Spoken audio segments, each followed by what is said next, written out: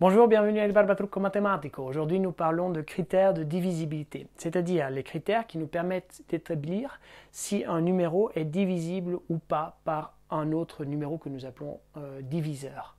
Nous avons plusieurs typologies de critères et ceux-ci dépendent de la base que nous utilisons pour noter nos nombres. La base, bien sûr, que nous utilisons tous dans le quotidien, c'est la base décimale. Donc, dans cette base, nous avons une dizaine de symboles qui représentent les chiffres qui composent les nombres. Ces symboles sont bien sûr le 0, le 1, le 2, le 3, le 4, 5, 6, 7, 8, 9. Alors, parmi ces critères, j'ai parlé de trois typologies. Une première typologie, ce sont ces critères pour des diviseurs de la base elle-même. Donc, ces critères de divisibilité par le 2, le 5 et le 10, qui sont eux-mêmes diviseurs donc, de la base 10. Une deuxième typologie, ce sont des critères pour ces nombres qui sont équivalents à la base plus une unité ou moins une unité, ou des diviseurs de ces nombres.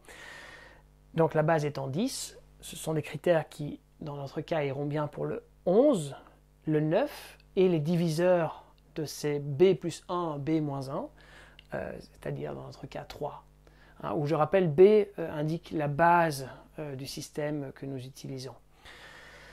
Une troisième typologie de critères, ce sont des critères qui sont ainsi faits. Nous allons prendre le numéro que nous voulons savoir s'il est divisible ou pas par un certain diviseur, et nous allons le couper en deux parties. Une partie qui est en amont du dernier chiffre et le dernier chiffre lui-même.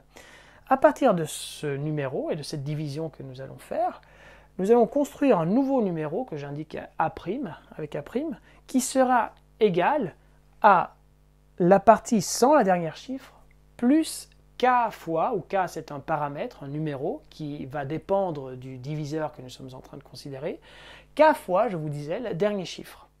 Alors, dans cette typologie, nous allons voir les critères de divisibilité par 7, par 13, par 17, par 19, par 23, et il y en a des tas d'autres. On ne va pas tous les voir, mais on va discuter de certains d'entre eux plus dans le détail.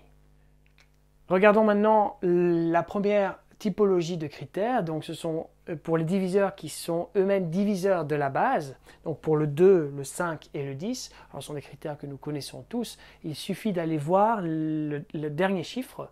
Alors pour voir si un nombre est divisible par 2, il suffit de voir si le dernier chiffre est un de ces chiffres-là. Donc si c'est un 0, un 2, un 4, un 6, un 8. Alors si le dernier chiffre est un de ces chiffres-là, le nombre est divisible par 2.